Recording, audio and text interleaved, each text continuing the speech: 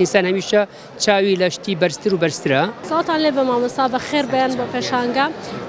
دەمەوێت بزانم موزیکی کوردی لە چەند ساڵی داهاتوودا چۆن هەڵدەستەنگێنن. کورد لە ڕووی هونەریەوە تا چەند دەتوانێت پێش بکەوێت. ئایا مەترسی هەیە لەسەر هونەری کورد، ڕەسەنی کوردی، یانیش دڵتان خۆشە و گەشت بینن پێ؟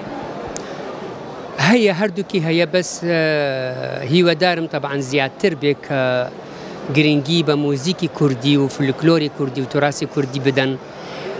بەڕاستی تەمان کەم بوویتەوە، موسیقای بەتەنیا یان ئالیە ئەوی ئالی زیاتری لێ هاتووە، کواڵیتێتەکەی بەرزتر لێ هاتووە، عازفەکانی زۆر باش هەن، بەس ئیشی پێکەوە کەم بوویتەوە بەداخەوە.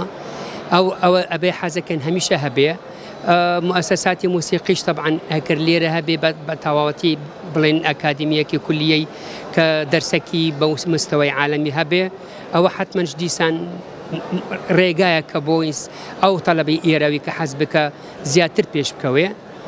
و ئێمە طبعاً هەمیشە دەڵێنەوە اهتیمامی طبعاً هەموو کەسی و دەوڵەتی لەگەڵ خەڵکی ئەوەی کە موسیقین زیاتر بێ بۆ خەڵکی بنێرینە دەرێش کە موسیقای کوردی زیاتر بناسنین، زۆر زۆر باشتر دەبێ. بێجگەلێ طبعاً فولکلۆری کوردیش بەخۆی وەک خۆ بمێنێ.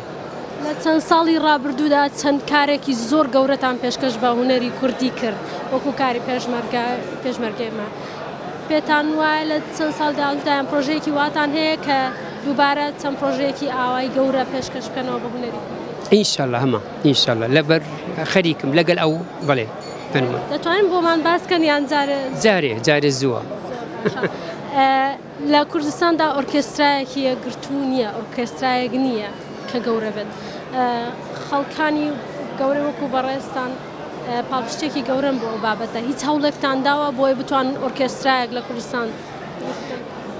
نەوەڵە بەڕاستی من بەخۆم بەتەنیا تەمان حتمما ناتوانیمش، چۆن وتم ئەگەر مؤسساتی ئاکادمی تۆزە جیاستر لە ئێستاوی کە ئێمە هەمانە بەڕاستی زۆر زۆر باشن، یعنی ناڵێم، بەس ئێمە حەزەکەین بە شێوەیەکی ترش هەبێ کە حەزەکەین هەمیشە بەرزتر لێبێ.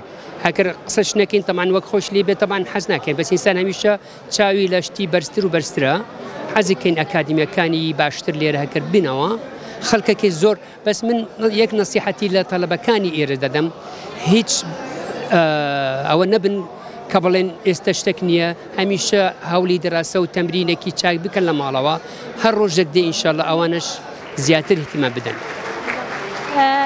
دوا ئامۆژگاریت بۆ موزیسیانە کوردەکان چییە؟ چیان پێ دەڵێن؟ چۆنی بەردەوام بن؟